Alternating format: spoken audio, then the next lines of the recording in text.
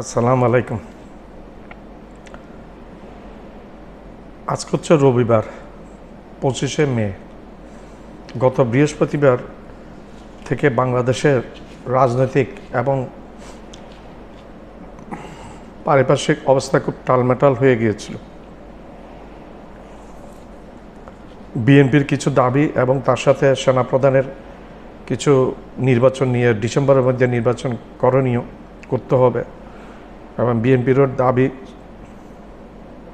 এবং ইশাক আন্দোলনে রাস্তা অবরোধ সব কিছু মিলে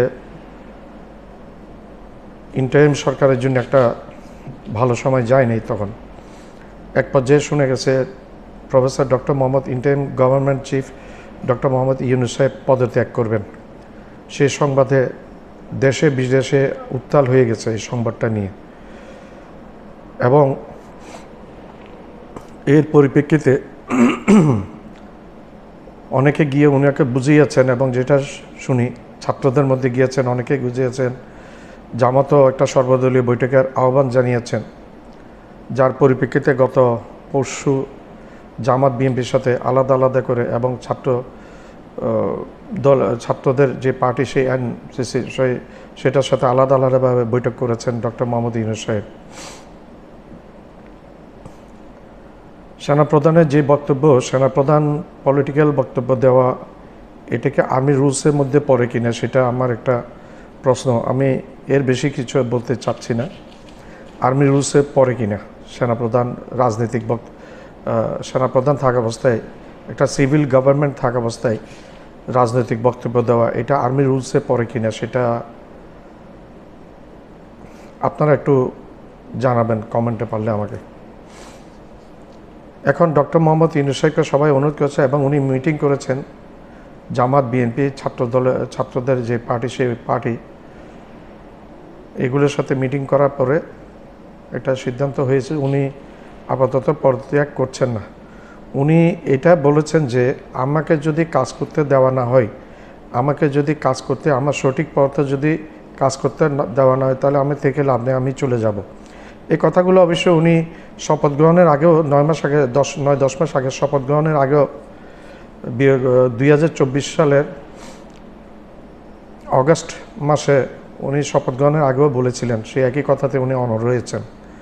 এটাও বাংলা মানুষের কথা যে এতগুলো মানুষ এখানে হত্যাকাণ্ড হয়েছে, 1400-এর উপর ছাত্র হত্যাকাণ্ড হয়েছে আওয়ামী লীগ সরকার প্রতি শেখ হাসিনার নির্দেশে। তার আগে বিডিআর হত্যাকাণ্ড হয়েছে, 56 জন আর্মি অফিসার ইনক্লুডিং 73 জন, এর মধ্যে 56 জন আর্মি অফিসার মারা গেছেন এই হত্যাকাণ্ডে। এরপরে হেফাজতের অনেক হত্যাকাণ্ড, গুম খুন, আয়নাগর এবং বিভিন্নভাবে জ্ঞাত অজ্ঞাত অনেক হত্যাকাণ্ড, এগুলি কোনো কিছু বিচার না হয়ে এতগুলো মানুষের আত্মত্যাগ, এতগুলো মানুষের জীবনের বিনিময়ে যদি সংস্কারটা না হয় এবং বিচারটা না হয়, বিচার প্রথম তারপর সংস্কার না হয়ে নির্বাচনটা হলে সেটা তো গ্রহণযোগ্যতা থাকবে না দেশে বিদেশে।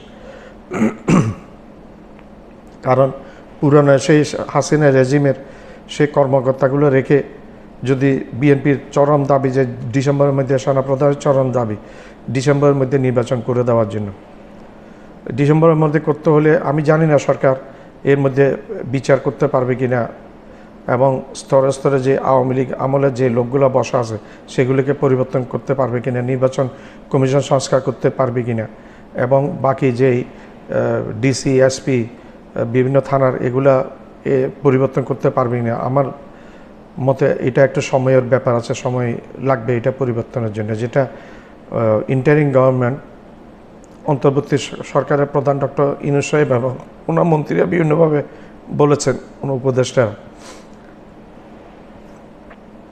এবং এর মধ্যে আরেকটা ঘটনা হলো রেমিটেন্স যোদ্ধারা কালকে ডিক্লেয়ার করেছে যদি ডক্টর মোহাম্মদ ইউনূস সাহেব পদত্যাগ করে তাহলে তারা বিদেশি রেমিটেন্স পাঠাবে না, জিরো করে দিবে রেমিটেন্স পাঠানোর হার। তো এখন আমার প্রশ্ন হলো, বিএনপি একটি রাজনৈতিক দল, একটি গণতান্ত্রিক দল বলে আমরা জানি, বিএনপির এই নির্বাচন নিয়ে বিএনপির এত তাড়াহুড়া কেন? এটা আমার প্রশ্ন নয়, এটা মানুষের প্রশ্ন, জনগণের প্রশ্ন। আর সংস্কার হলে বিএনপির সমস্যা কোন জায়গায়? সংস্কার না হলে তো সেই দুর্নীতিগ্রস্ত নির্বাচন আবার করে নিতে পারবে, নির্বাচনে কারচুপি সহজ হয়ে যাবে। বর্তমান যে মেকানিজম আছে, যে অ্যাপারেটাস আছে, এই অ্যাপারেটাস দিয়ে দুর্নীতিযুক্ত নির্বাচন এক পেশে করে নিতে পারবে। সেটার দায়ী দায়িত্ব ডক্টর ইউনূস সাহেব নেবেন না বলছেন যে কমিটেড ইলেকশন অর্থাৎ ফিক্সড নির্বাচন ফিক্সড ইলেকশনের দায়ভার ডক্টর ইউনূস সাহেব নেবেন না বলে উনি বলে দিয়েছেন। সেই কারণে বিশেষ করে উনি চলে যেতে চেয়েছেন।